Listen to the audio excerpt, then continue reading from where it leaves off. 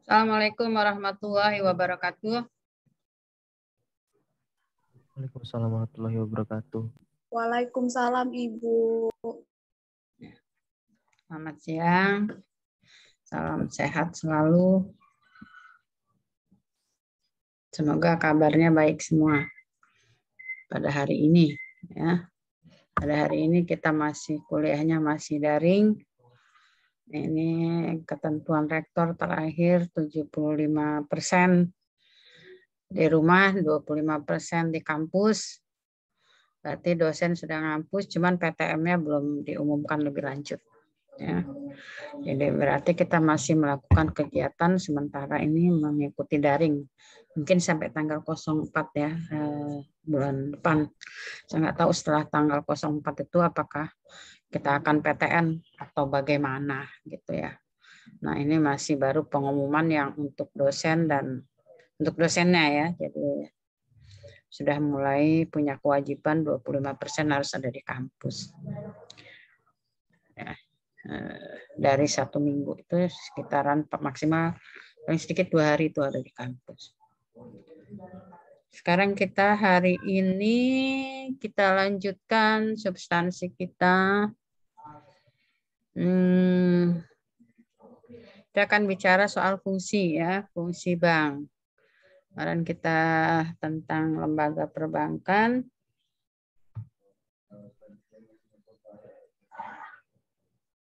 Sekarang hari ini kita akan bicara tentang fungsi ya.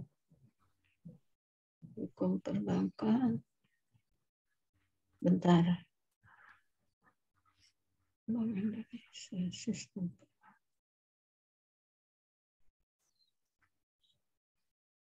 Fungsi kegiatan usaha bank.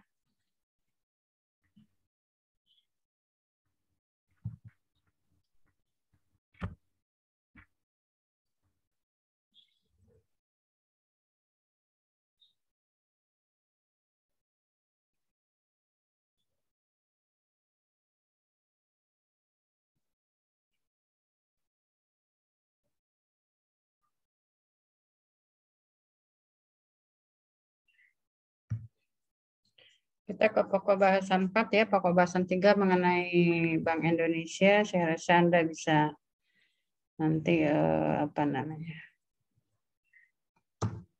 mencari bahan sendiri, lihat di Undang-Undang Bank Indonesia dan literaturnya. Ya. Nah, kita sekarang masuk ke dalam fungsi, karena ini sudah pertemuan keempat. Insya Allah kalau tidak ada aral, kita minggu depan kuis dulu ya. Kuis untuk mengisi penilaian evaluasi ya, evaluasi di pertengahan antara perkuliahan 1 sampai ke UTS ya. Nah, hari ini kita bicara soal fungsi lembaga bank.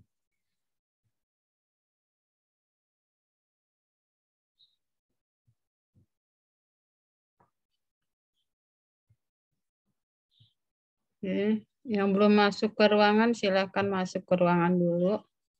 Dibuka dulu kameranya seperti biasa supaya kita tidak terhambat dengan Anda yang terlambat ya.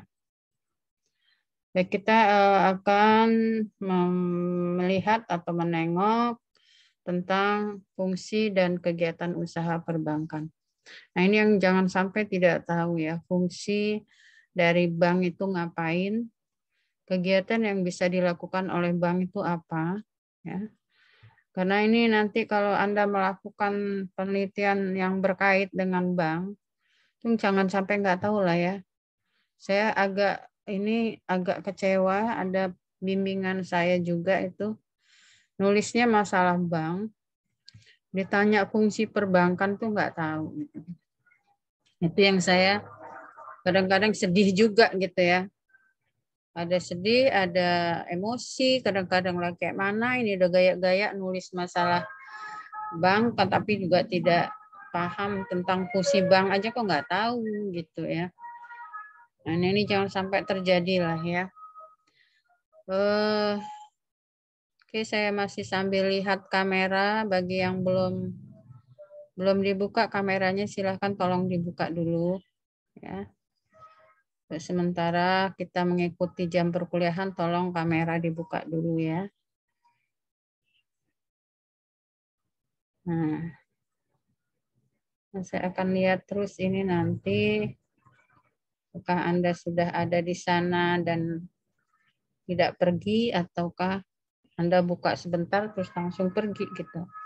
Jadi ini ini kan saya buka terus ya. M. Iqbal, ini M. Iqbal juga belum muncul ya, baru ada huruf I. Namanya Iqbal, jadi hurufnya yang muncul di sini di layarnya I. Iqbal, kemudian Sulaiman. Saya mohon dengan sangat dan hormat, dengan tidak mengurangi rasa hormat kepada Anda. Ya, saya mohon Anda ikuti dengan membuka kamera. Kalau yang tidak mau atau tidak bersedia mengikuti, ya sudah tutup saja kameranya, kemudian close aja. Daripada Anda ada tapi nggak kelihatan kameranya, nggak kelihatan Andanya. Ya.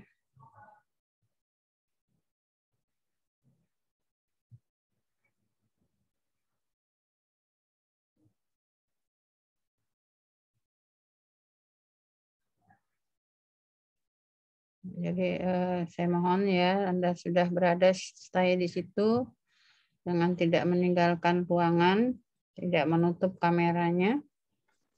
Saya akan bicara fungsi dan kegiatan usaha perbankan. Kemarin kita sudah bicara tentang sistem perbankan nasional. Ya, sistem perbankan nasional itu kemarin sudah kita bicarakan, yaitu bahwa perbankan nasional itu bisa terdiri dari Bank Indonesia, Bank Umum, dan BPR. Itu merupakan satu sistem satu kesatuan yang berjalan bersama dalam satu kesatuan yang namanya sistem perbankan nasional di Indonesia.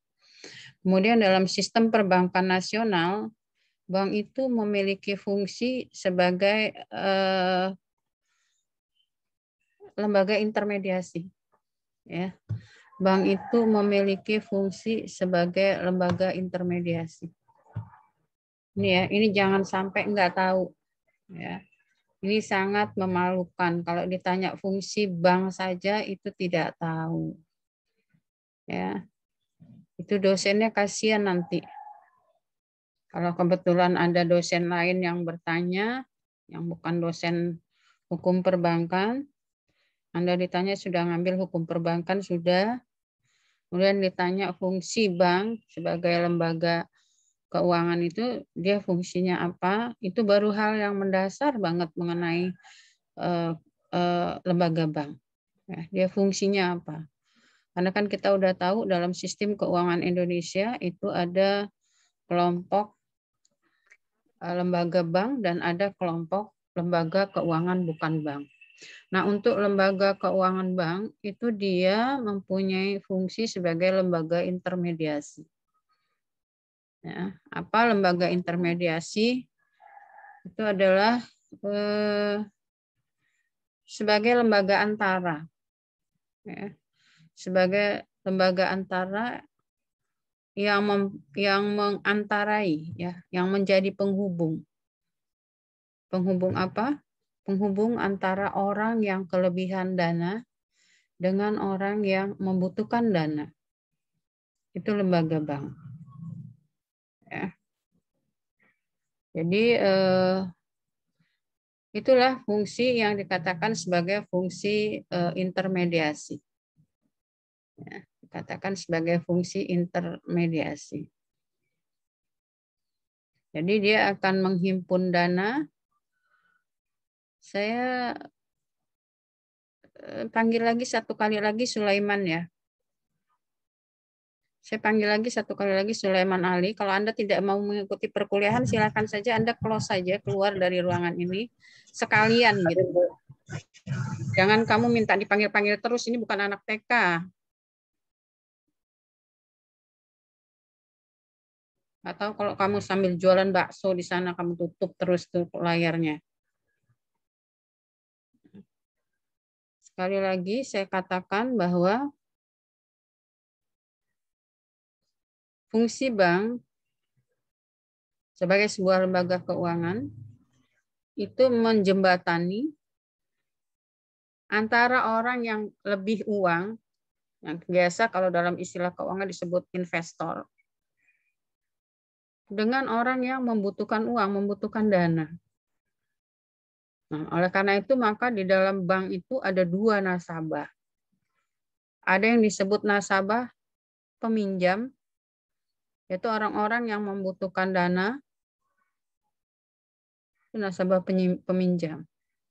Ada orang-orang yang punya uang yang akan disimpan di bank, itu namanya nasabah penyimpan. Ya. Jadi kalau kita bicara nasabah dalam bank itu ada dua kategorinya. Ya saya nasabah bank, tapi nasabah apa? Posisinya apakah nasabah penyimpan atau nasabah peminjam. Nah itu adalah sebagai dampak dari bahwa fungsi bank itu memang fungsinya menghimpun dan menyalurkan dana kepada masyarakat. Ya, jadi uang-uang yang di bank itu adalah uang kita semua yang disimpan, dititipkan di sana melalui bentuk simpanan. Ya, simpanan itu bisa memilih apakah kita mau pakai sistem simpanan dalam bentuk tabungan, apakah kita akan menggunakan sistem deposito, ataukah kita akan menggunakan dengan sistem giro. Terserah maunya kita apa. Wong namanya simpanan di bank itu berdasarkan perjanjian. Ini juga harus tahu. Karena pengalaman-pengalaman saya menghadapi mahasiswa yang ternyata nggak tahu, udah mau nulis tentang simpanan, ditanya apa dasar hubungan hukum antara bank dengan pihak ini. Ada perjanjian kan? Nggak ada, Bu. Loh kok nggak ada? Jadi hubungan antara bank dengan nasabah, kita kan udah tahu ya, udah belajar bahwa hubungan hukum itu bisa terjadi baik karena undang-undang maupun karena perjanjian. Ingat itu. Ya, substansi itu ada di hukum perikatan. Ya, dalam hukum perikatan mengatakan, dalam hukum perdata juga malah udah ada sebagai basically daripada materi-materi kuliah selanjutnya, bahwa bentar ya.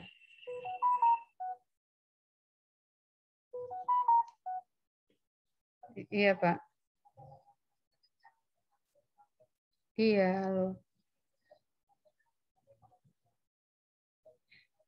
Iya, iya, iya. Ya.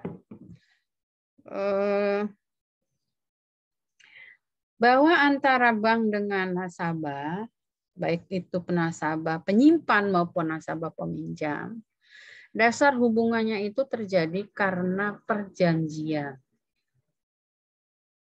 Ya, jangan bilang tidak ada. Ini ada yang meneliti tentang tanggung jawab bank terhadap nasabah yang menggunakan jasa SMS banking. Saya tanya, dasarnya apa? Berpikir kamu dasarnya apa? Tadinya bicara masalah tanggung jawab, lalu bicara lagi masalah perlindungan hukum. Saya tanya, apa dasarnya antara pemegang pengguna SMS banking dengan bank itu apa dasarnya? Nggak tahu, Bu. Nah, nggak tahu gimana kamu mau meneliti, nggak tahu. Udah, saya tanya yang umum. Hubungan hukum antara nasabah dengan bank itu dasarnya apa? Ada perjanjian apa enggak? Enggak ada, Bu, jawabnya. Nah, ini kan kebangetan ya. Ya, ini kan ya sesuatu yang menurut saya harusnya tidak terjadi gitu. Ya. Jadi yang namanya hubungan hukum itu sebagaimana Anda sudah pelajari sebelum mempelajari yang lain-lain. Ada mata kuliah hukum perdata, ada mata kuliah hukum perikatan, mengatakan bahwa hubungan hukum antara satu orang dengan orang lainnya itu bisa terjadi karena undang-undang dan bisa terjadi karena perjanjian. Khusus dalam bidang hukum harta kekayaan alias hukum bisnis, itu terjadinya kebanyakan adalah karena perjanjian. Terjadinya karena perjanjian. Ya. Mana ada sih orang kita mau nulis, misalnya ini saya cerita supaya Anda paham ya. Supaya Anda paham kenapa kita mesti tahu itu gitu. Dan nanti kalau akan melakukan penelitian yang bersinggungan dengan bank, itu juga tidak salah. Gitu. Ya. Nah, tidak salah bagaimana Bu? Tidak salah arah kok kita membahasnya masalah-masalah ekonomi, bukan aspek hukumnya. Contoh yang bisa saya kemukakan yaitu, mau bicara pelindungan hukum terhadap pengguna SMS banking. Gitu. Itu dia nggak tahu bahwa itu ada dasarnya karena itu ada perikatan yang terjadi karena perjanjian. Gitu. Bicaranya cuma bicara bahwa SMS banking itu soalnya banyak kelebihan Bu, mempermudah, begana, begini, begono. Semua kelebihan yang dimiliki oleh fasilitas SMS banking yang merupakan produk bank. Sekarang saya tanya, apakah Anda mau menjadi kurirnya bank mempromosikan itu atau apa? Gitu. Aspek hukumnya itu di mana? Nah ini ya. Nah itu yang harus kita dudukkan persoalannya itu pada masalah aspek hukumnya. Ketika kamu sebagai kita sebagai orang-orang fakultas hukum, ya kita kajinya secara aspek hukum. Jangan mengkaji itu punya kelebihan begini, begini, begini. Kartu kredit itu punya kelebihan begini, begini, begini. Ya iya itu semua kelebihan-kelebihan yang ada yang dikaji secara ekonomi. Lebih praktis, lebih efisien. Kita kalau mau pakai transaksi nggak perlu harus kemana-mana. Duduk di rumah aja pakai telunjuk. Itu mah kajian-kajian ekonomi. Ya. Kepentingan ekonomi yang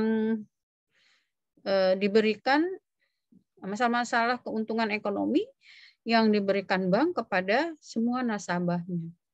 Sekarang orang hukum bilang, siapa yang diberikan fasilitas itu siapa? Nggak ada kan mamang-mamang di pinggir jalan, SMS banking itu nggak ada urusannya dia. Yang diberi fasilitas itu adalah orang yang ada ikatan dengan bank. Ikatannya apa? Ya tadi perjanjian penyimpanan. Nah itu ya, itu makanya saya katakan fungsi bank itu menghimpun dana masyarakat.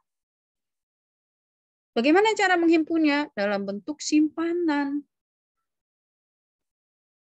Nggak ada kita nyimpen uang di bank tuh himpun-himpun saja datang ke bank serahin. Nggak ada. Mesti kita suruh ngisi belangko. Nggak ada Bu perjanjiannya. Nggak pernah buat perjanjian. Yang kamu isi di CSO itu apa? Bukan perjanjian. Yang kamu tanda tangan itu apa? Itu cuma syarat-syarat, Bu. Ya itulah perjanjian standar yang dibuat oleh pihak bank.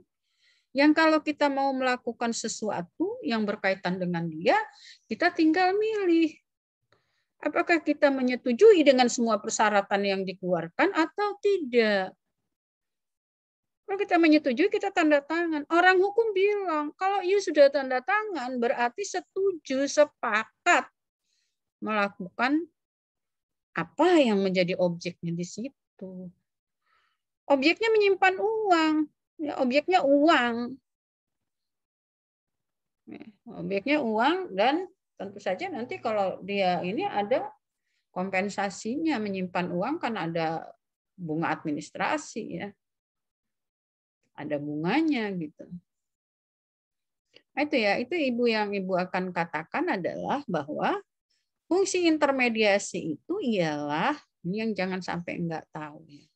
Fungsi intermediasi itu ialah fungsi menghimpun, udah dihimpun disalurkan.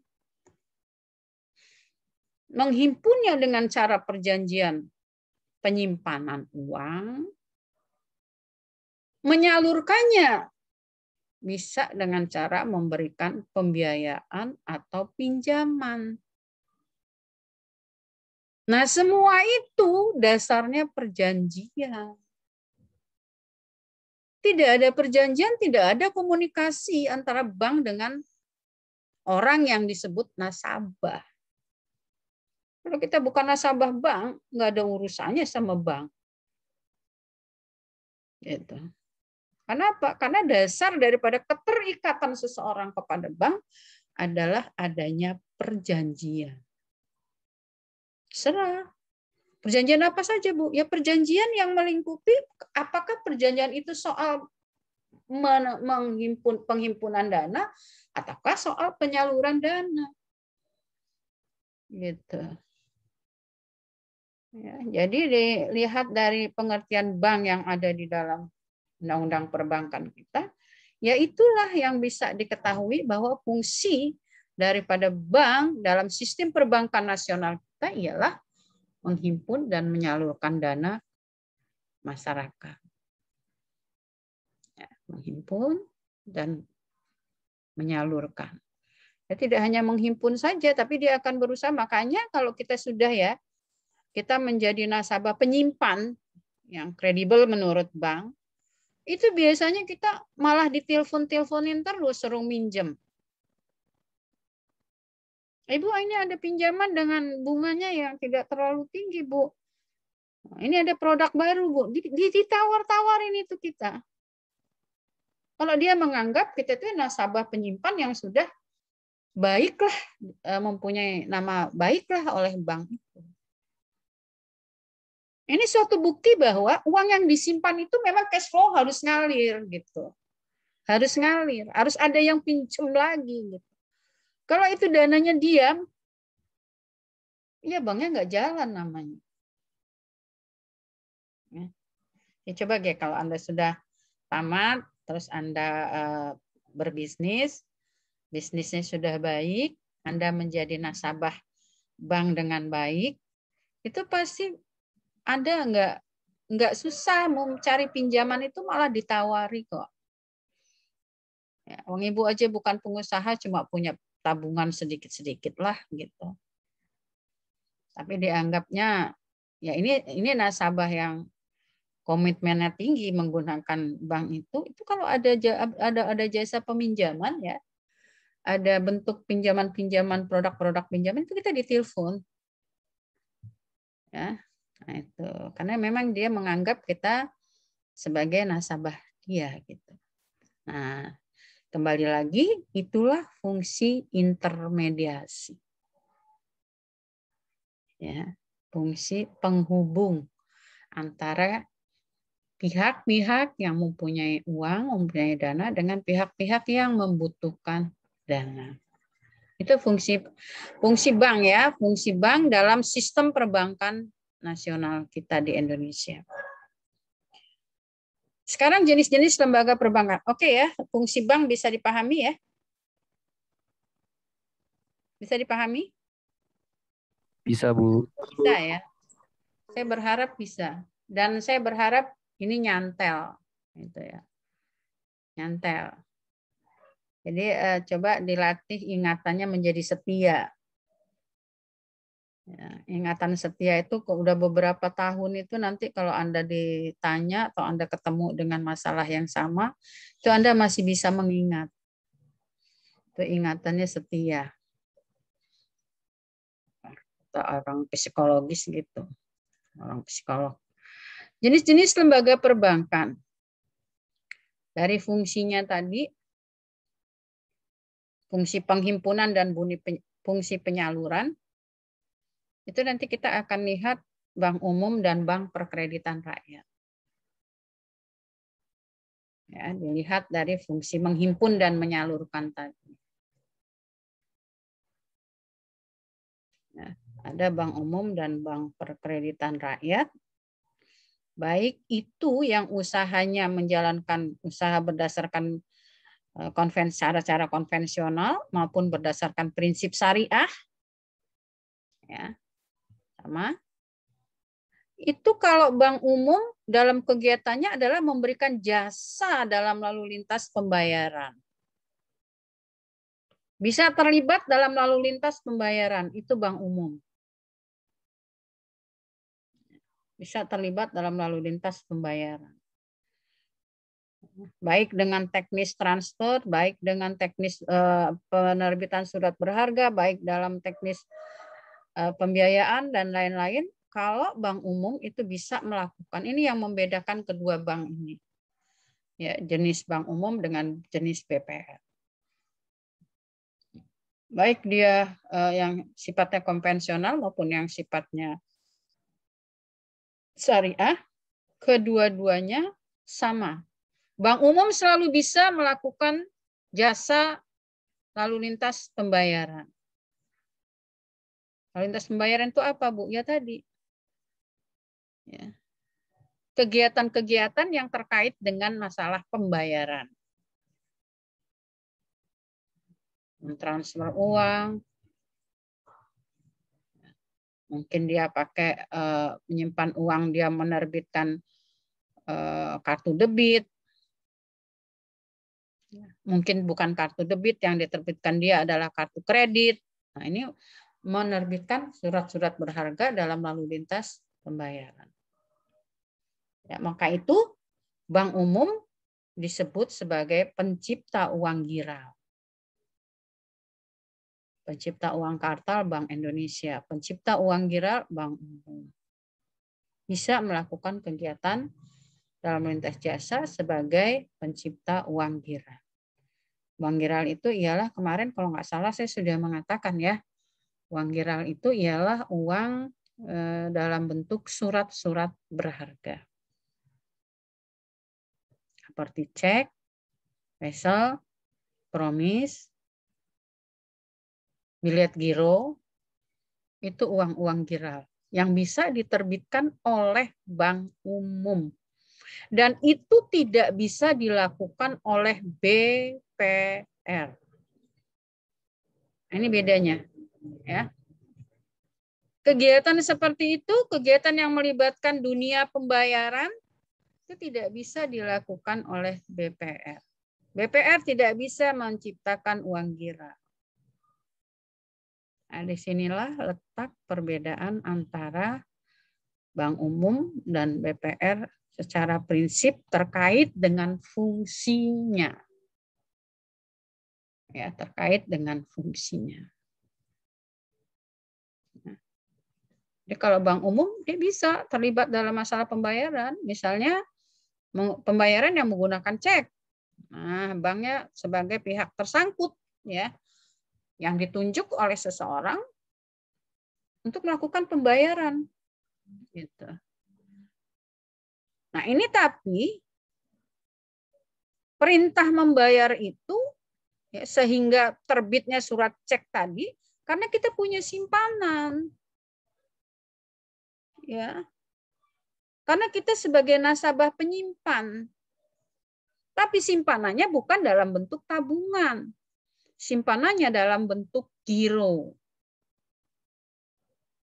Simpanannya dalam bentuk giro.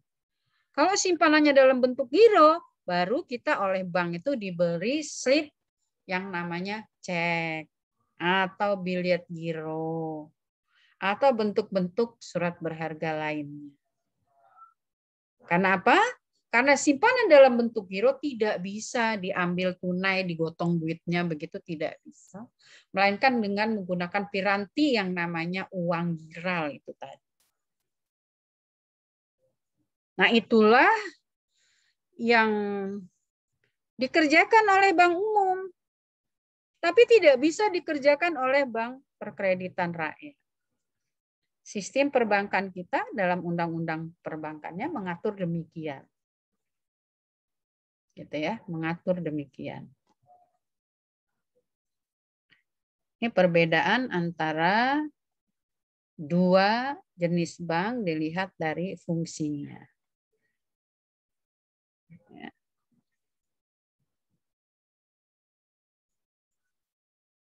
Sama-sama bisa menghimpun dana dari masyarakat sama. Cuma bedanya penghimpunan dana masyarakat yang dilakukan oleh BPR tidak bisa dalam bentuk giro. Itu ya, itu yang menyebabkan dia berbeda sehingga dia tidak bisa menjadi penerbit uang giral. Oke, sampai sini paham nggak? Jangan gue ngoceh-ngoceh ntar nggak paham. Kalau ada yang mau tanya silakan kalau ada yang mau bertanya bisa di-cut dulu ya. Bahwa perbedaan antara lembaga perbankan dalam sistem perbankan nasional itu adalah bahwa kalau dia disebut bank umum, dia pasti bisa terlibat di dalam sirkulasi pembayaran. Dan dia bisa sebagai pencipta uang giral. Uang giral itu apa? Ya tadi cek, wesel, giro, promis, dan lain-lain jenis surat berharga. Nah, itu kenapa diterbitkan dan diberikan kepada seseorang atau kepada sebuah perusahaan? Karena dia menyimpan di dalam bank itu menyimpan. Dia nasabah penyimpan. Dan simpanannya nggak main-main. Simpanan dalam bentuk giro yang bisa diberikan itu. Kalau kita kan menyimpannya dalam bentuk simpanan tabungan ya cuman dapat buku tabungan. Yang deposito ya dapat sertifikat depositonya. Tapi tidak bisa kita pakai cek gitu ya. Kalau kita mau pakai cek, mau pakai bilet giro, itu kita mesti punya simpanan dalam bentuk giro. Baru kita bisa melibatkan bank ketika kita melakukan pembayaran dengan pihak lain.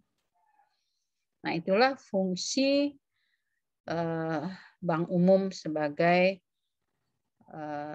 bank yang terlibat dalam lalu lintas pembayaran. Itu maksudnya di situ. Oke, kalau tidak ada pertanyaan saya lanjut. Kalau ada pertanyaan silahkan di-cut.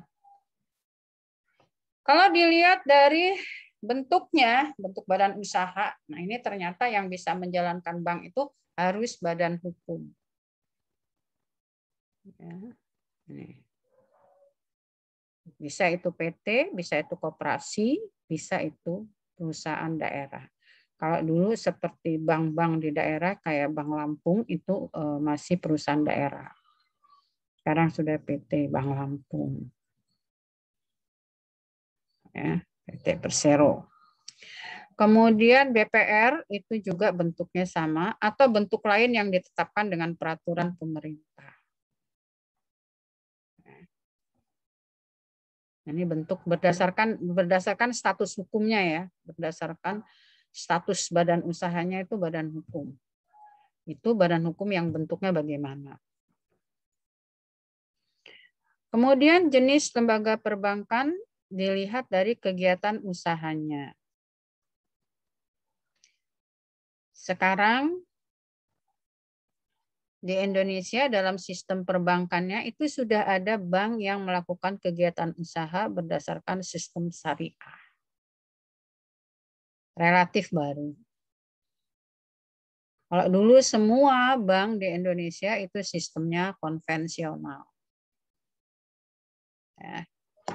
Sesuai dengan perkembangan di negara-negara lain, maka Indonesia pun sudah mengakomodir sistem perbankannya menggunakan sistem syariah. Nah,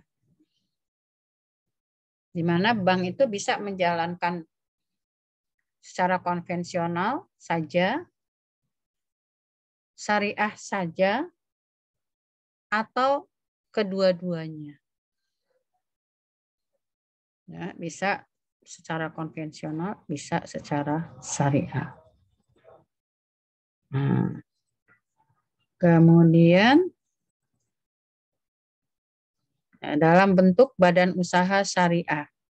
Nah, ini cabang dari perusahaan konvensional, tapi khusus yang menjalankan kegiatannya berdasarkan prinsip syariah. Itu disebut badan usaha syariah. Ya. Jadi unit kerja dari bank konvensional. Kalau Anda lihat ada BNI Syariah, cabang BNI Syariah, nah itulah bank bank cabang bank konvensional yang melakukan kegiatan usahanya atas dasar syariah. Ya, konvensional dan syariah, nanti untuk memperdalamnya silakan saja dibaca buku perbankan. Dan yang bisa saya sampaikan perbedaan prinsipnya, kalau konvensional itu dasarnya dia berdasarkan perhitungan bunga. Ya, sedangkan prinsip syariah adalah prinsip-prinsip syariah, yaitu prinsip-prinsip bagi hasil. Oke, sekarang mana sih tadi? Baik, sekarang kita lihat usaha-usaha bank umum, ya. Usaha-usaha bank umum itu secara rinci detail itu bisa Anda lihat di pasal 6 Undang-Undang Nomor 7 tahun 1992 yang sudah diperbaiki dengan Undang-Undang Nomor 10 tahun 98. Tapi karena Undang-Undang Nomor 10 tahun 98 ini merupakan perubahan, maka segala sesuatu yang tidak dirubah kita masih merujuk kepada Undang-Undang Nomor 7 tahun 92. Ya, ini fungsi bank. Ya, ini fungsi bank yang terkait bank sebagai intermediasi tadi. Secara realnya bisa Anda baca di ketentuan pasal 6 dan pasal 7. Ya, secara realnya bisa dibaca di pasal 6 dan pasal 7. Yang pertama tadi sesuai dengan fungsi intermediasi, dia bisa menghimpun dana dari masyarakat. Yang ini tidak bisa dilakukan oleh lembaga keuangan bukan bank. Ya. LKBB tidak bisa melakukan penghimpunan dana masyarakat dalam bentuk simpanan, tidak bisa. Ya. Meskipun sama-sama lembaga keuangan. Kita tahu LKBB juga lembaga keuangan, tapi lembaga keuangan bukan bank. Ya. Yang saya sudah kasih contoh, misalnya kayak perusahaan asuransi itu juga penghimpunan dana, tapi bukan dalam bentuk simpanan. Melainkan dalam bentuk pembayaran premi karena ada sesuatu yang dipertanggungkan. Kemudian memberikan kredit, ini adalah menyalurkannya. Kebanyakan ini adalah cara menyalurkannya dalam bentuk kredit atau pinjaman. Ya, jadi kredit itu di dalam undang-undang perbankan juga tidak ada definisinya ya. Tidak ada definisi perjanjian kredit itu tidak ada. Tapi definisinya itu adalah kredit. Kredit itu berbasis pada pinjam-meminjam dalam KUH Perdata. Ya, 1754. Basicnya 1754 KUH Perdata. Perjanjian lagi. Ya. Jadi memberikan kredit itu ya perjanjian. Gitu. Bentar ya, ini ada apaan sih?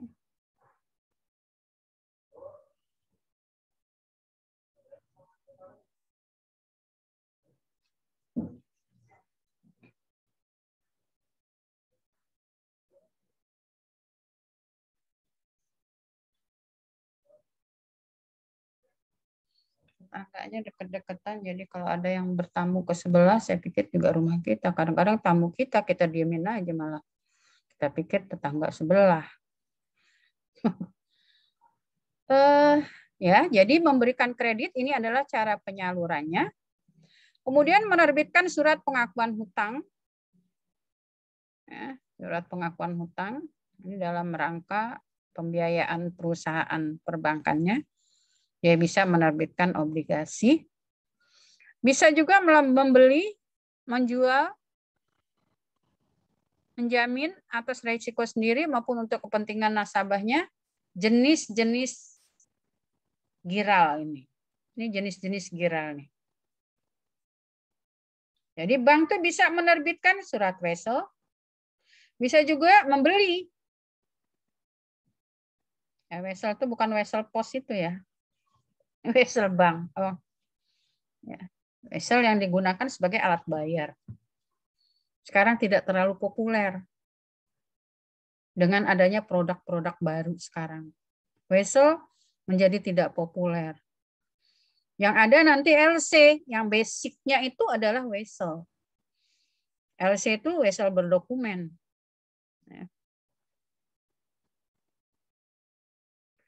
Kemudian surat pengakuan hutang, ini juga alat giral. Surat perbendaharaan negara dan surat jaminan negara. Ini sertifikat Bank Indonesia. Surat dagang berjangka waktu sampai dengan 1 tahun. Ya, pokoknya ini jenis-jenis surat giral ya, yang bisa diterbitkan oleh bank, bisa dibeli oleh bank, atau bank menerima jaminan dalam bentuk surat-surat ini. Ya. Ini fungsi bank. Belum selesai. Fungsinya dalam rangka sebagai lembaga intermediasi itu banyak sekali gitu ya.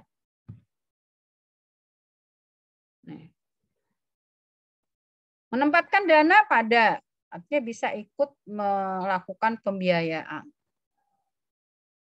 ya, pada perusahaan lain. Meminjam dana dari, boleh. Ini dalam rangka dia melakukan hubungan dengan pihak ketiga, tapi kepentingannya kepentingan dia. Dalam rangka tadi mengisi kasnya, itu bisa dia melakukan pinjam. Baik itu dengan menerbitkan cek, wesel, maupun sarana lainnya. Menerima pembayaran dari tagihan atas surat berharga. Saya menjelaskannya panjang ya kalau kayak gini ya. Menerima pembayaran dari tagihan atas surat berharga dan melakukan perhitungan dengan atau dengan cara antar pihak ketiga. Tadi caranya. Kalau kita mempunyai simpanan di bank dalam bentuk giro, saya cerita realnya saja ya. Dalam bentuk giro misalnya. Itu nanti kita pasti dikasih 1 geblok cek gitu. Yang sudah ada nomor serinya. Atau biliet giro. Yang sudah ada nomor seri. Kalau kita punya giro 1M misalnya. Pecahan-pecahan ceknya tuh dikasih berapa lembar, kemudian biliet gironya dikasih berapa lembar.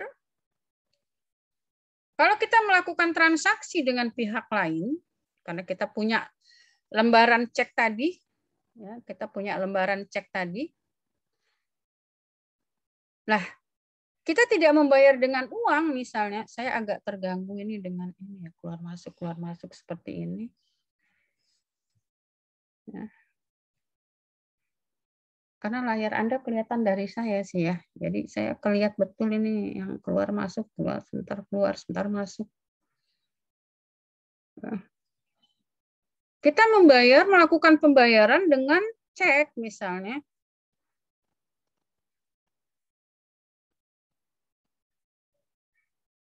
Posisinya kalau kita membayar dengan surat cek kepada seseorang, maka kita akan melibatkan bank. Bank di sini adalah bank di mana kita mempunyai rekening giro. Dalam konstruksi cek, bank itu disebut dengan bank tersangkut. Ya, bank tersangkut.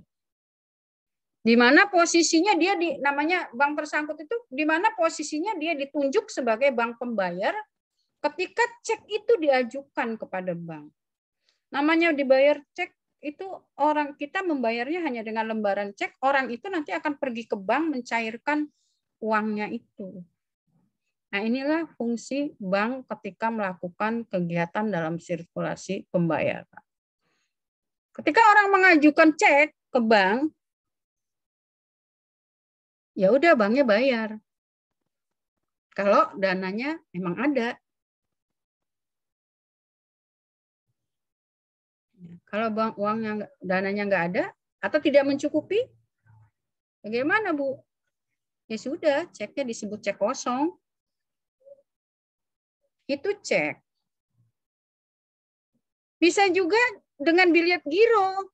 Nah, tadi kita punya giro di sana, kita bisa jadi dikasih lembaran cek, bisa jadi diberi lembaran giro. Bedanya di mana, Bu? Cek dengan giro. Bedanya kalau kita bayar dengan giro, antara kita yang membayar dengan orang yang menerima pembayaran itu harus sama-sama punya rekening di bank. Kenapa? Ya, karena biliat giro itu artinya adalah pemindah bukuan. Ya, pemindah bukuan. Dari satu rekening ke rekening lain. Dari ke rekening penerbit, yang menerbitkan biliat giro, ke rekening penerima. Nah, dalam konstruksi seperti itu, bank akan memainkan peranannya di dalam sistem pembayaran namanya. Terlibat dia. Gitu. Itulah fungsi dia. Ya.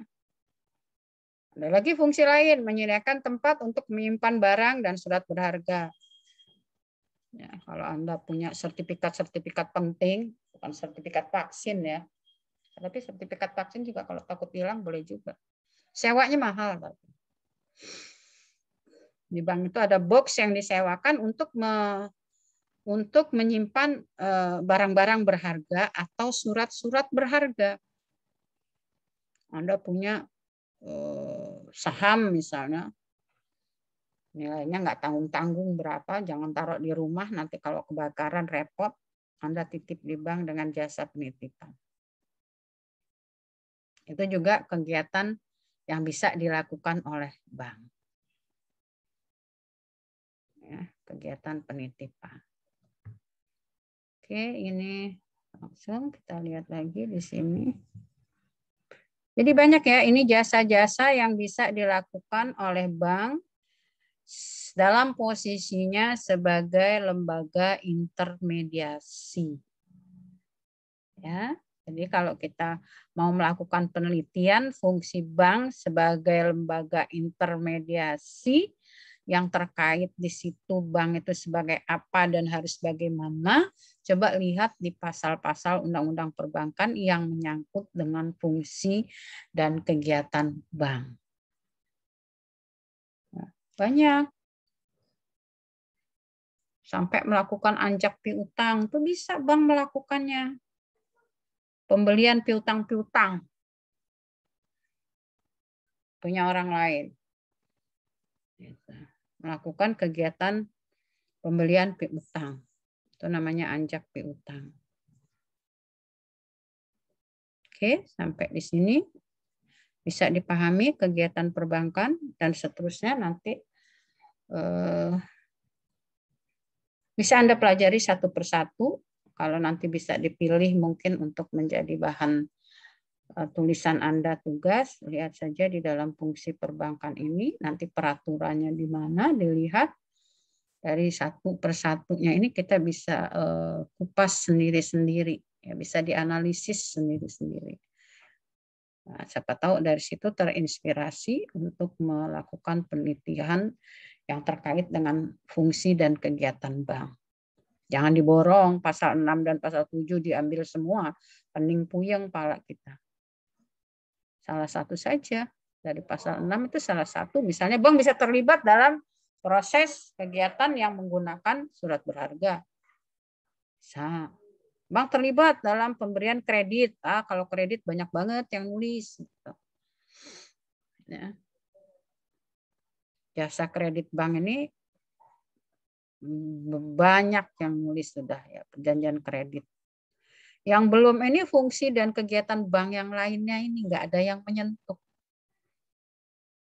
Ya, tidak ada, jarang yang menyentuh untuk dijadikan kajian. Padahal itu menarik ya.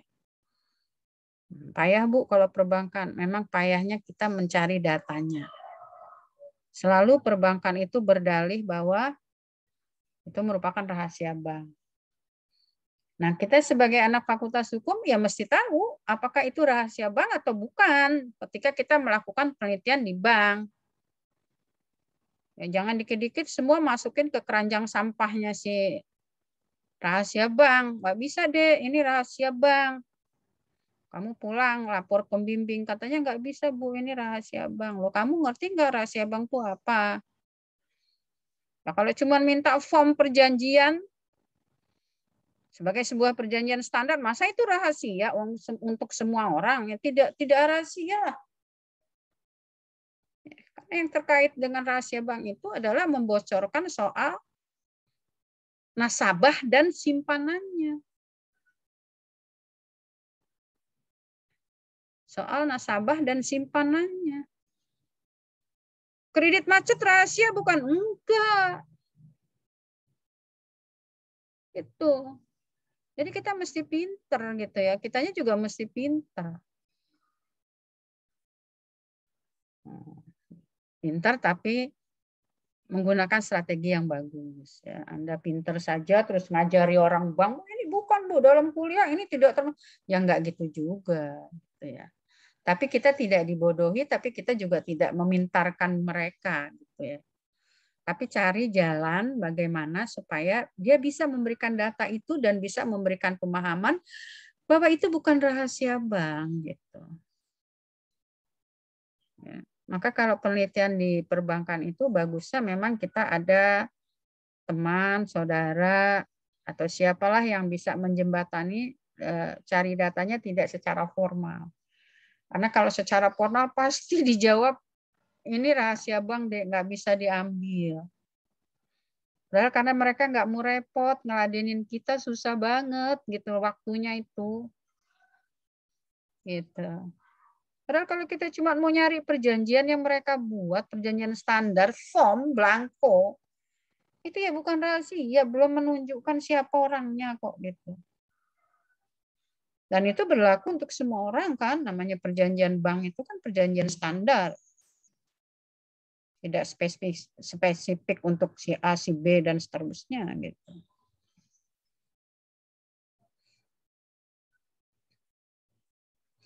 Ya, ini kegiatan bank umum konvensional tadi masih lanjut ada di dalam pasal 7. Selain apa yang dituangkan dalam pasal 6 juga diatur dalam pasal 7. Maka kalau mau melihat apa sih kegiatan-kegiatan yang diperbolehkan oleh undang-undang yang dilakukan oleh bank, lihat saja di pasal 6 dan pasal 7 Undang-Undang Perbankan.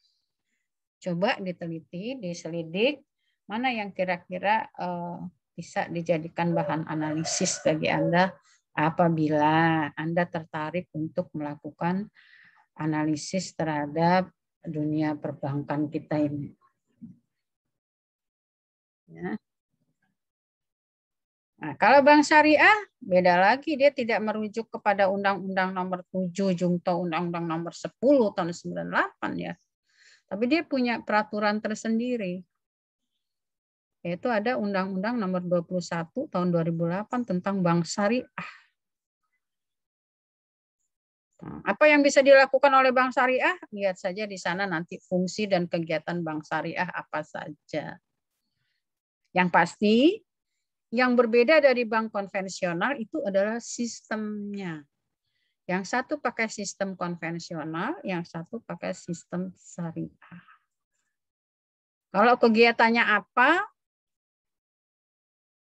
Itu paling nanti dalam kegiatan pemberian kredit diganti dengan pemberian pembiayaan dengan bagi hasil. Karena kredit itu sistem bunga. Nah, jadi ini untuk mempelajarinya, saya persilakan Anda nanti membuka saja undang-undang tentang bank syariah. Ya. Tapi Anda setidaknya sudah bisa membedakan bank syariah dengan bank konvensional itu kegiatannya rata-rata sama, kecuali yang menyangkut bunga berbunga tadi diganti menjadi pembagian dengan cara bagi hasil. Ya. Kegiatan usaha BPR dan Bank Pembiayaan Rakyat Syariah BPRS. Jadi sama-sama BPR tapi singkatannya ternyata beda gitu. Tempo hari ada juga tuh mahasiswa langsung nulis padahal yang dia maksud adalah Bank Pembiayaan BPR Syariah gitu ya. Dia menyingkatnya BPR gitu saja. Kita pikir sebagai pembimbing dia akan membahas yang sistem konvensional, nggak taunya dia akan membahas soal bank pembiayaan rakyat syariah. Dan tadi meskipun dia sistemnya sistem syariah, yang pastinya kalau bank yang levelnya bank BPR atau pembiayaan rakyat ini, itu dia tidak bisa terlibat di dalam sistem pembayaran. Ya, tidak bisa terlibat di dalam sistem pembayaran. Boleh melakukan kegiatan penyimpanan, karena dia tidak boleh terlibat dalam sistem pembayaran, maka penyimpanan yang boleh dilakukan itu hanya tabungan. Ya. Tidak boleh menerbitkan uang giral.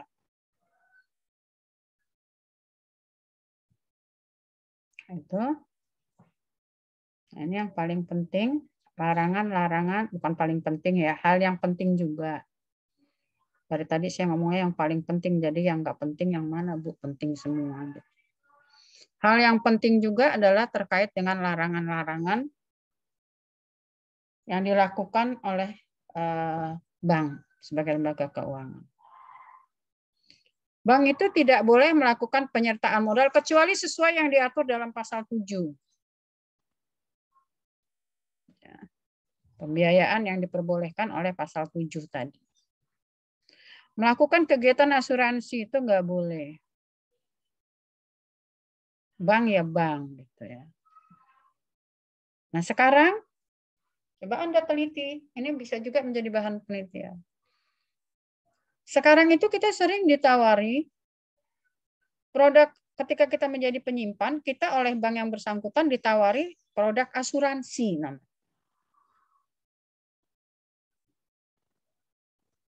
Coba diteliti apakah itu pemilik perusahaan asuransinya itu adalah bank yang bersangkutan atau bagaimana? Karena ternyata bank itu tidak diperkenankan untuk menjalankan kegiatan perasuransian. Sering loh saya dapat tawaran itu. Ibu ini membayar sekian-sekian, nanti tabungan ibu, dan itu melalui telepon lagi. Bahaya betul itu. Ya. Dan itu direkam. Ketika kita bilang iya,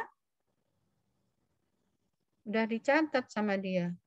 Dan itu nanti akan saldo kita itu akan terpotong untuk pembiayaan premi. Yang sudah kita sepakati. Padahal kita sepakat itu kita dalam kondisi lagi nggak ngeh gitu ya. Ini apa sih, nelpon dalam rangka apa gitu. Tapi itu sering itu terjadi. Makanya saya kalau udah saya dari asuransi ini tertangkit bank ini, saya langsung cut. Karena saya takut terbawa arus omongan dia. Karena itu direkam. Jika iya, ini juga model yang perlu orang hukum pelajari lebih jauh ya gitu. Jadi kesepakatan ianya kita itu dianggap masuk ke dalam kesepakatan. Tiba-tiba uang kita dipotong terus tiap bulan untuk bayar premi berapa gitu. Nah itu sekarang banyak seperti itu. Padahal sementara yang perlu kita ketahui apakah produk premi itu produknya orang lain numpang di bank itu atau memang bank yang mengeluarkan produk itu. Sementara bank itu dilarang untuk melakukan kegiatan perasuransian. Ya, jadi kegiatan bank itu hanya boleh melakukan hal-hal yang diatur dalam pasal 6, pasal 7 untuk bank konvensional ya. Pasal 6, pasal 7 Undang-Undang Nomor 7 Tahun 92, Jungto Undang-Undang Nomor 10 Tahun 98. Selebihnya tidak diperkenankan, ya, tidak diperbolehkan. Ini kenapa lagi?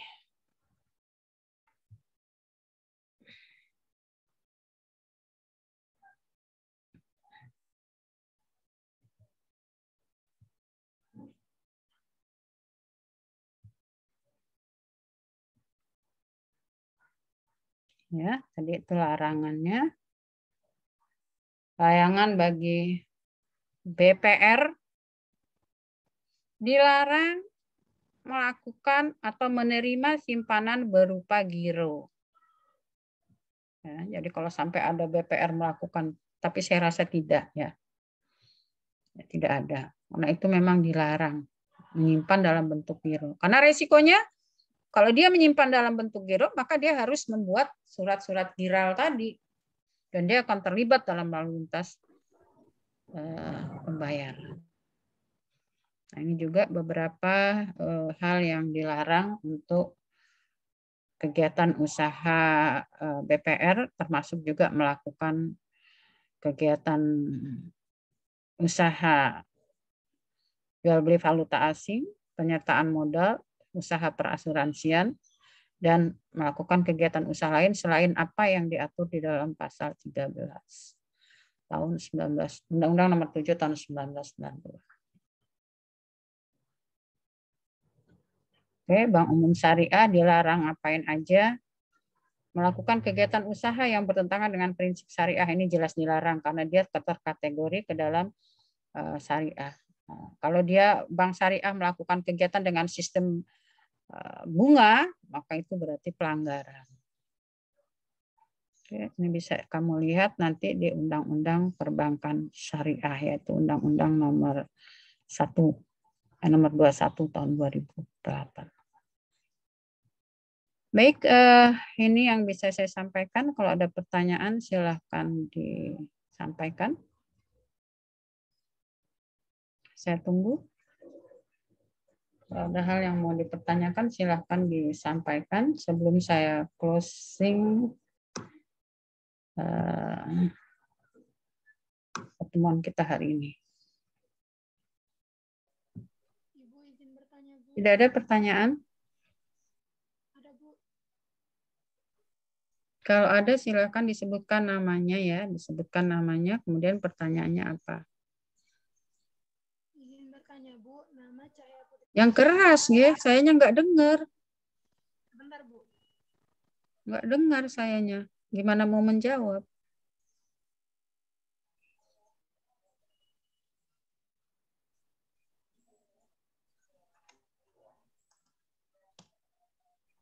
Halo, Ibu. Apakah suaranya terdengar jelas? Ya, sebutkan namanya. Dan Izin bertanya, Bu. Nama Cahaya Putri Febiola, NPM 249. Pertanyaannya, apabila pengusaha ataupun artis memiliki black card atau kartu ATM hitam, itu jatuhnya ke uang giral, kartal, atau klasifikasi yang lain, Bu? Terima kasih, Bu. ATM-nya kenapa? Black card, Bu. Apa yang itu? Black card itu setahu saya, jadi dia punya simpanan, tapi standarnya itu 7,4 miliar atau lebih seperti itu, Bu. Itu jatuhnya ke apa, Bu, kalau diperbankan? Uang giral, uang kartal, atau ada sebutan lain? Itu simpanannya kalau menggunakan ATM tuh bisa ditarik sewaktu-waktu nggak? Bisa ditarik sewaktu-waktu nggak dengan menggunakan kartu debit tadi? Iya, Bu, bisa. Nah, kalau bisa berarti dia termasuk dalam tabungan. Ya, kalau kamu tanyanya masuk dalam giro apa masuk dalam tabungan, itu bisa diambil sewaktu-waktu. Itu bedanya simpanan dalam bentuk tabungan dengan simpanan dalam bentuk giro. Kalau giro nggak bisa diambil begitu saja, tidak bisa ngambil pakai kartu ATM. Tidak bisa ngambil pakai kartu debit. Bisanya pakai cek atau bilet giro atau promis atau giro lain, apa namanya, giral lainnya, surat-surat berharga lainnya. Nggak bisa diambil kamu pergi ke bank atau pergi ke ATM, itu tidak bisa. Gitu. Hebat sekali ya kalau tabungan sampai 7M, kenapa nggak pakai deposito atau digirokan saja gitu. Kurang tahu juga kalau itu, Bu. Biasanya pengusaha sama artis-artis, Ibu. Terima kasih ya, Bu. Jadi kalau yang bisa diambil pakai debit ATM itu berarti bisa diambil setiap saat. Kita kapan saja kita akan mengambil itu bisa. Nah, itulah bedanya tabungan dengan giro dengan deposito. Kalau deposito juga tidak bisa sekenyah-kenyah ya, tidak bisa sewaktu-waktu, tapi berdasarkan berapa rentang waktu yang diperjanjikan.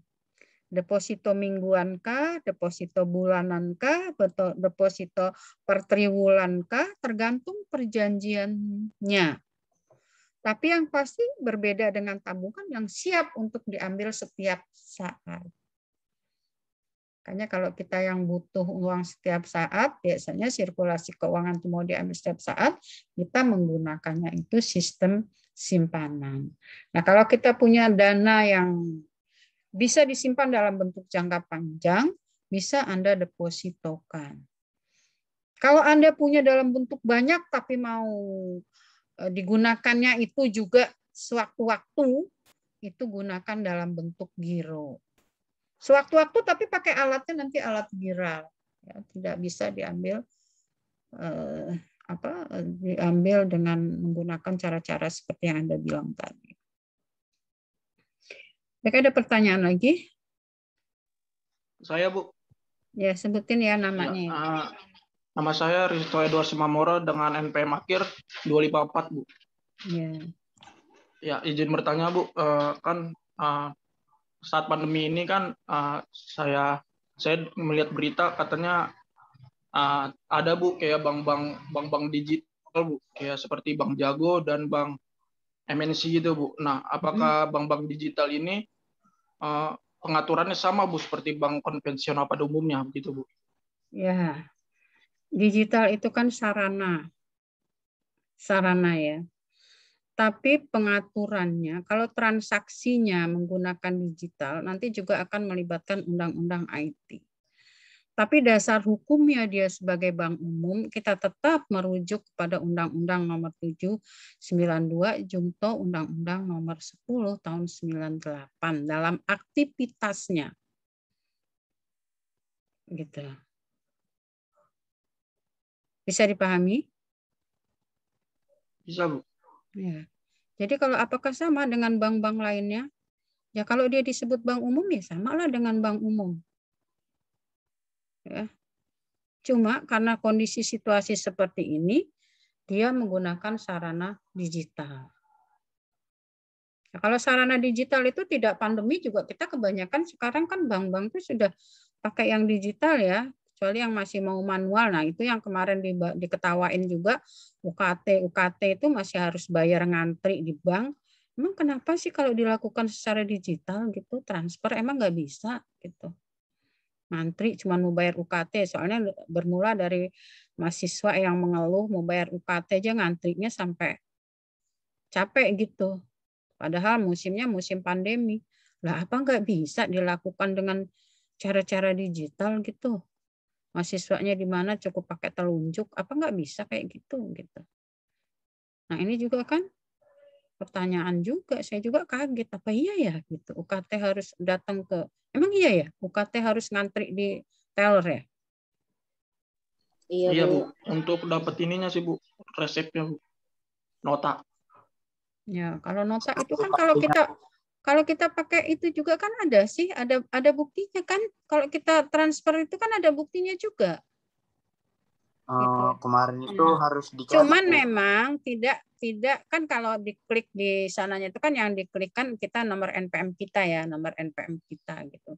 Jadi nanti bisa langsung ke gitu. Nah, itu yang maksud saya, apakah itu tidak bisa di sistemnya itu diganti modelnya sehingga di dalam pilihan anak-anak membayar UKT itu bisa ada pilihan tinggal mengklik nomor NPM itu sebagai identitas dia gitu sehingga ya tidak perlu ngantri-ngantri berjubel-jubel gitu ya apalagi pandemi kemarin itu.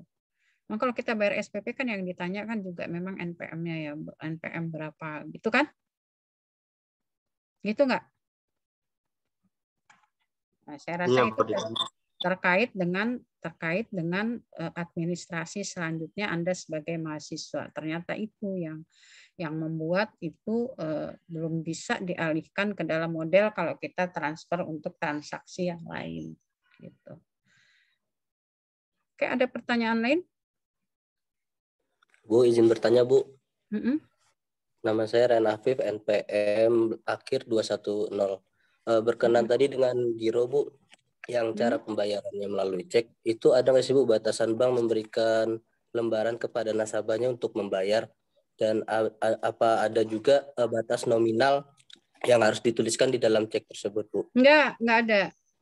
Ya. Jadi berapa lembar dia mau dikasih tergantung uangnya berapa banyak yang disimpan di bank. Ya, tidak ada itu batasan-batasan harus berapa gitu ya. Secara umum itu tidak ada.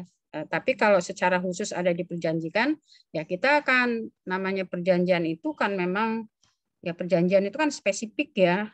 Bank satu dengan bank lainnya itu akan mengeluarkan persyaratan-persyaratan khusus yang memang dimiliki oleh bank yang bersangkutan yang mungkin akan berbeda dengan bank lain gitu. Dan ketika kita melakukan maksimalnya berapa, yang penting maksimalnya itu tidak melebihi uang yang ada di dalam kas giro dia gitu. Kalau dia melebihi, misalnya dia punyanya cuma 800.000, 800 juta, 800.000 mah dikit amat, 800 juta misalnya, kemudian dia melakukan transaksi yang 850 juta misalnya. Ceknya tertulis 850 juta. Nah, itu sudah melebihi daripada giro yang ada tersimpan. Itu nanti kalau bank yang nggak mau bayar karena kurang saja itu sudah bisa kita kategorikan sebagai cek kosong. Apalagi kalau nggak ada sama sekali uangnya. Ya, itu sudah bisa terkategori sebagai cek kosong. Cuman biasanya demi menjaga nama baik. Nah, ini yang suka dilakukan bank, tapi ternyata suka banknya jadi malah kebobolan gitu ya. Demi menjaga nama baik nasabah penyimpan ini tadi, biasanya kalau kurang-kurangnya sedikit, karena ini akan menyangkut kredibilitas dia. Ya, kalau kurang-kurang itu sedikit, biasanya bank akan membayar saja, tidak mengatakan bahwa cek itu kosong, gitu ya. Tinggal nanti dia menghubungi nasabahnya untuk mengatakan bahwa ini ada cek masuk, tapi nilainya di luar batas simpanan giro Anda. Jadi mohon untuk dikirim, bisa saja kan dia lupa nulisnya berapa, ceknya uangnya tinggal berapa, nulisnya berapa, bisa saja seperti itu. Tapi bank itu biasanya punya prinsip mengenal nasabah itu ya. Jadi kalau dia ingin menjaga nama baik nasabah, biasanya bank tidak serta-merta menolak gitu cek. Ya, bahkan dia sering-sering menjadi banknya kebobolan itu sering nombok dulu gitu ya. Itu diperbolehkan apa enggak? Sebetulnya tidak diperbolehkan. Tapi kalau dalam realisasi itu kan dalam rangka menjaga goodwill antara bank dengan pihak nasabah. Gitu. Itu ya. Oke, ada lagi pertanyaan? Yang bertanya tadi sudah bisa diterima? Iya, sudah, Bu. Terima kasih banyak, Bu. Yang lain ada? Nah, jadi coba silakan nanti Anda belajar juga ya tentang surat-surat berharga itu, karena yang terkait dengan bank ini yang banyak menarik perhatian itu biasanya yang terkait dengan surat-surat berharga, misalnya dengan penerbitan letter of credit misalnya ya.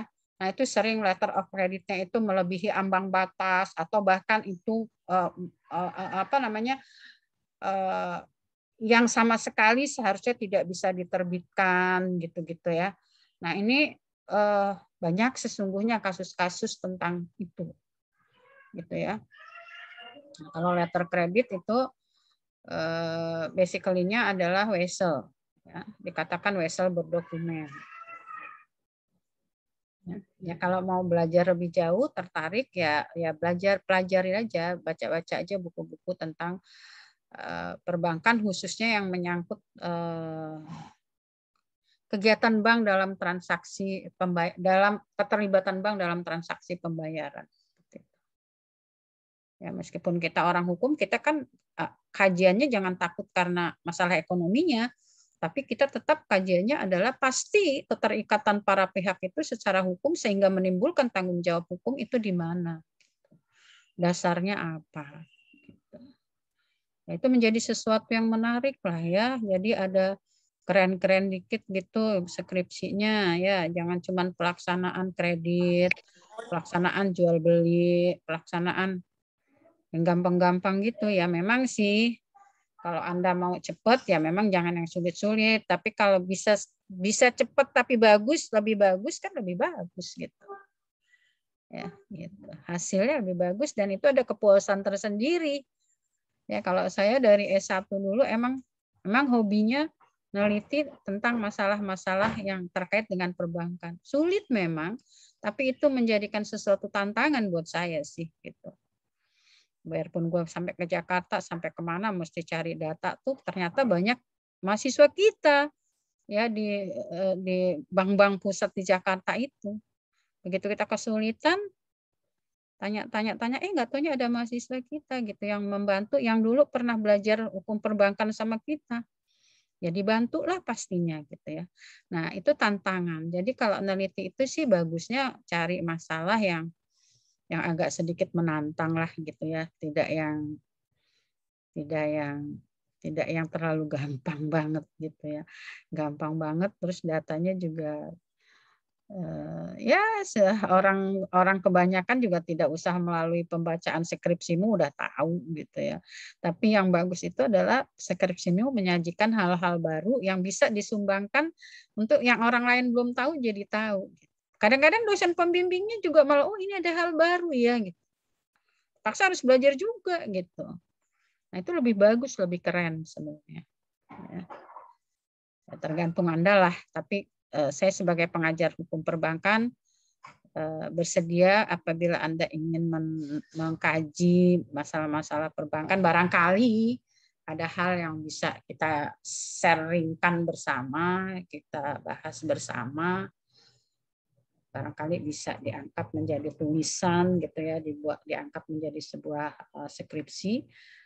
Cobalah dibuat gitu ya, mencoba untuk berpikir kritis yang agak lain daripada yang lain gitu ya. Oke, saya rasa itu tidak ada pertanyaan lagi. Kalau tidak ada, saya masih satu pertanyaan lagi masih boleh? Ya, oke, silakan. Izin bertanya. Siapa? Sebutin ya, sebutin namanya ya. Nama Anindita, NPM 133. Ini lebih ke sengketa konsumen sama bank. Ya? Ini lebih ke sengketa konsumen sama bank. Ya. Jadi dalam perkara sengketa konsumen dengan bank, implementasi peran lembaga alternatif penyelesaian sengketa sekuritisasi keuangan yang baru dibentuk tahun 2020 oleh OJK, itu perannya apa ya Bu? Kedudukannya dalam sengketa konsumen dengan bank. Perannya, ya, Bu, terima kasih. Perannya memberikan saran, ya, apakah itu bisa diselesaikan. Itu ada ya, kemarin juga saya mengikuti itu webinarnya terakhir tuh. Perannya itu ya ikut menyelesaikan penyelesaian itu. Karena kalau kasus antara konsumen dengan bank itu adalah rata-rata merupakan kasus perdata, maka penyelesaiannya sejauh itu adalah harus dimediasikan. Ya, harus dikompromikan cara penyelesaiannya. Itu jalur itu digunakan dulu. Ya. Jadi perannya si lembaga itu adalah memberikan alternatif penyelesaian sengketa sebelum masuk ke dalam litigasi. Sebelum dilaporkan kasus itu masuk ke dalam jalur litigasi. Jadi itu, ya. Jadi perannya lembaga itu ya seperti itu, memberikan solusi, memberikan jalan keluar, tapi jalan keluar yang diberikan itu adalah berupa alternatif penyelesaian sengketa. Nah, alternatif penyelesaian sengketa itu apa? Anda kan kalau udah ngambil Anda udah ngambil hukum arbitrase belum? Udah Bu, semester lalu sama Ibu juga. Nah, apa itu alternatif penyelesaian sengketa? Ya ini Bu, salah satu penyelesaian sengketa, salah satu cara penyelesaian sengketa non litigasi. Iya, non litigasi, tapi ada beberapa jenisnya. Ya. Apakah dengan cara Ada pilihannya negosiasi? lagi, Bu. Ya, apakah dengan cara negosiasi, apakah dengan cara mediasi, apakah dengan cara konsultasi, apakah dengan cara-cara lain, yang terakhir nanti akan bisa masuk jalur arbitrase. Nah, kira-kira peran lembaga yang dibentuk OJK itu adalah sebagai lembaga yang ikut berperan dalam menyelesaikan persoalan-persoalan itu, tapi jalur yang dipilih adalah jalur alternatif penyelesaian sengketa yang sebagaimana tadi Ibu bilang. Ya, kalau litigasi kamu langsung saja, ngapain pakai lembaga itu? Karena apa? Karena OJK itu kan sebagai sebuah lembaga yang punya peranan regulasi dan pengawasan terhadap kegiatan lembaga-lembaga keuangan. Baik itu lembaga keuangan bank maupun lembaga keuangan bukan bank. Ya.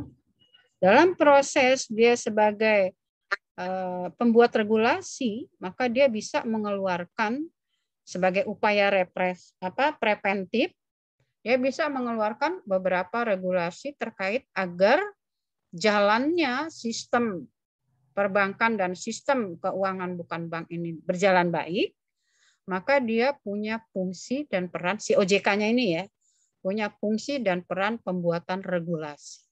Setelah itu regulasinya dipakai, setelah itu dia punya lagi fungsi pengawasan. Nah, fungsi pengawasan itu termasuk di dalamnya apabila terjadi sengketa-sengketa konsumen yang menyangkutkan lembaga-lembaga keuangan termasuk bank. Itu. Ya, maka dibentuknya itu yang Anda sebut tadi itu. Itu baru tahun 2020 kemarin dibentuknya memang. Sekarang masih taraf sosialisasi. Ya, jadi itu upaya untuk penyelesaian sengketa secara alternatif. Ya. Oke, yang bertanya bisa diterima. Baik, terima kasih, Bu. Siapa lagi? Ibu, saya mau nanya, Bu. Nama saya Rastra Ananda, NPM 18120111175, Bu. Saya mau tanya, Bu, sejauh mana sih, Bu, pertanggungjawaban dari bank atas hilangnya tabungan atau uang nasabah secara tiba-tiba? Karena setahu saya pada bulan Februari lalu, Bu, 2021, itu sempat ada nasabah Bank Mandiri yang uangnya hilang gitu, tiba-tiba sebesar 128 juta. Nah, itu tuh Bank Mandiri lepas tangan gitu, Bu, setahu saya. Jadi sejauh mana sih, Bu, tanggung jawab bank atas hilangnya uang nasabah? Nah, itu, Bu. Kembali dasar hubungan antara bank dengan nasabah penyimpan itu dasarnya apa? Dasarnya apa? Supaya kita bisa melihat tanggung jawabnya. Ya, karena tanggung jawab itu adalah sesuatu kewajiban yang tidak dilakukan kemudian menimbulkan kerugian pihak lain. Itu tanggung jawab.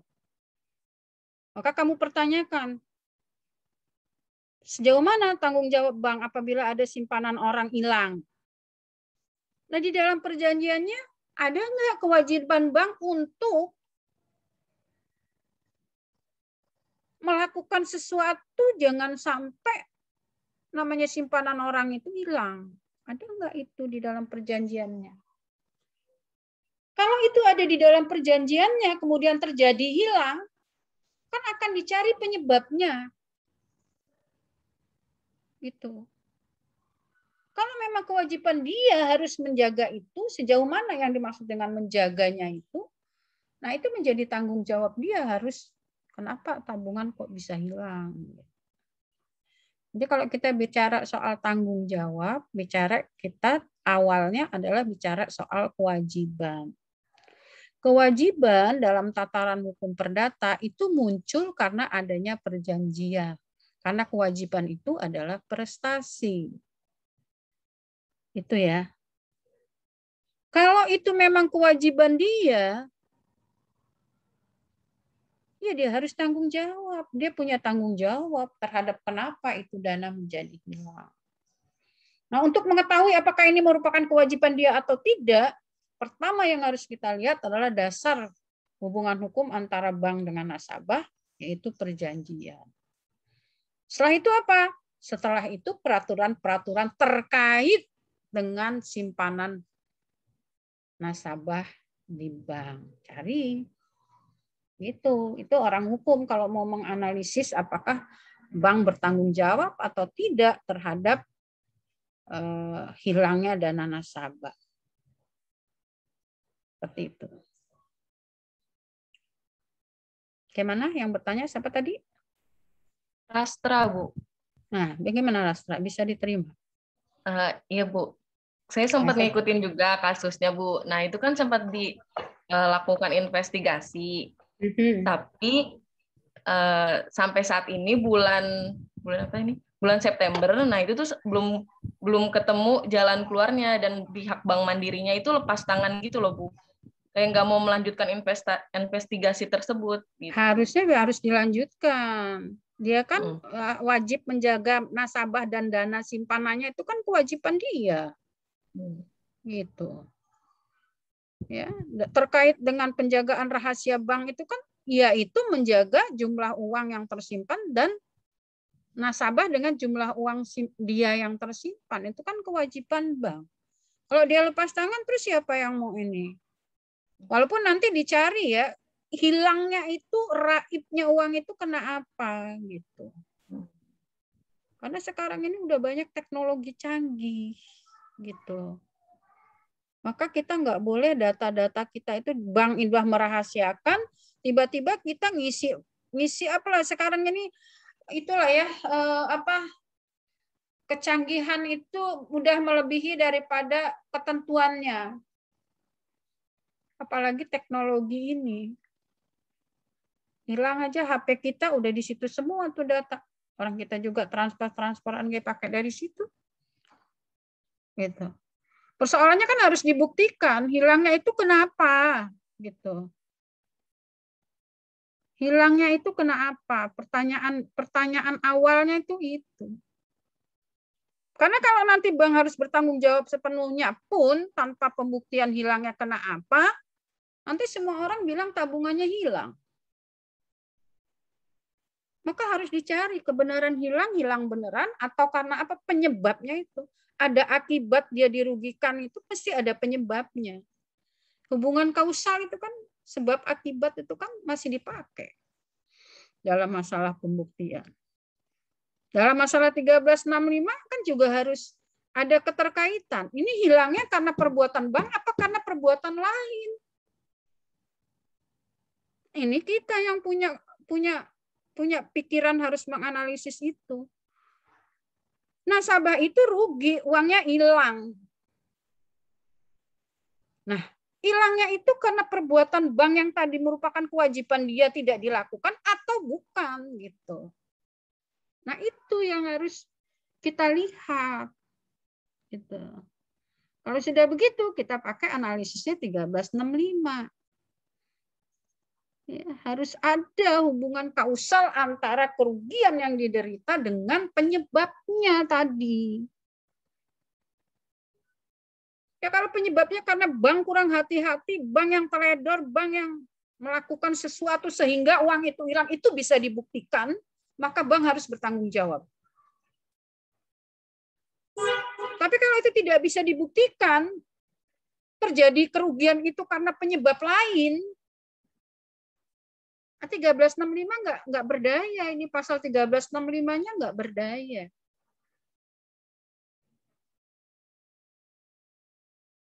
Ya, onreh mata hendatnya nggak berdaya di situ. Karena harus ada tali ikatan antara sebab kerugian, antara kerugian dengan sebabnya ini tadi. Kalau ada kerugian saja lantas harus bertanggung jawab tanpa harus dibuktikan dengan adanya kesalahan pihak bank, maka nanti semua orang akan bilang tabungannya hilang. Oke, yang bertanya tadi bisa dipahami? Bisa, Bu. Terima kasih, Bu. Ya, jadi gitu ya. Jadi kita harus sebagai orang hukum kita pun harus menganalisis ya secara hukum. Bukan secara perspektif lain. Kalau kita mau bicara bagaimana tanggung jawab pengganti kerugian, satu-satunya pasal di dalam persoalan penggantian kerugian berkait dengan perbuatan melawan hukum adalah 1365. Ada unsur perbuatan melawan hukum, ada unsur kesalahan, ada unsur kerugian, ada unsur harus keterkaitan antara kerugian dengan kesalahan. Pertanyaannya, apakah hilangnya itu karena kesalahan bank? Nah itu ya, jadi kita juga tidak bisa serta-merta, aku nggak mau ganti kan uangnya tabungan. Lalu kalau mau minta ganti harus dibuktikan dulu bahwa itu adalah kesalahan bank, sehingga unsur 1365 itu bisa terbukti. Jadi tidak bisa mengada-ada. Kalau mengada-ada juga kasihan banknya, nanti semua orang bilang bahwa simpanannya hilang tanpa pembuktian apa-apa misalnya. Tapi kalau mau berproses seperti itu, setidaknya banknya juga tidak bisa langsung ngomong lepas tangan seperti itu, tapi gugat saja melalui pengadilan. Gitu ya kasusnya. Gunakan pasal 1365 kalau Anda bisa membuktikan bahwa itu adalah kesalahan bank. Nah, balik-balik lagi, kesalahan itu dalam perdata apa? Bisa sengaja, bisa nggak sengaja. Sengaja. Tidak prinsip kehati-hatiannya tidak dijaga. Lalai. Lalai juga salah loh, nggak bisa lo bilang lalai. Nah, itu namanya menganalisis secara komprehensif. Ya, tidak bisa kita menjawab langsung menjas bahwa oh bank begitu ya lepas tangan. Analisis kita adalah ya pihak yang dirugikan itu harus mengajukan gugatan. Proses. Kalau mengajukan gugatan dia, pembuktiannya ada sama dia bahwa itu terjadi karena kelalaian bank. Kalau itu bisa dibuktikan, banknya harus ganti rugi. Tuh ya, jadi orang hukum ngomongnya gitu. Jadi nggak bisa kita ngada-ngada, ngarang-ngarang gitu ya. Uang saya hilang, jadi gimana? Masa kamu nggak tanggung jawab gini-gini? Ya nggak bisa. Kita punya jalur-jalur yang harus ditempuh. Kalau emang dia merasa benar, dia merasa dirugikan dan alasannya itu ada, ya gugat saja. Persoalan nanti menang atau kalah itu lain lagi ya. Itu persoalan pelaksanaan. Tapi persoalan dasar hukumnya itu tadi seperti yang saya bilang. Saya rasa waktunya selesai ya.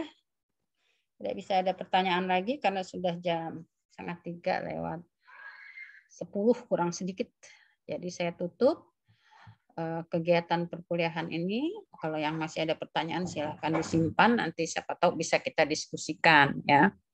Diskusi namanya ya. Bukan semua pertanyaan tuh harus saya jawab dengan baik karena belum tentu persoalan yang Anda ajukan itu saya pun memahaminya gitu ya. Tapi kalau dari kontekstual hukumnya ya insya Allah gitu ya, insya Allah bisa kita selesaikan. Saya rasa itu.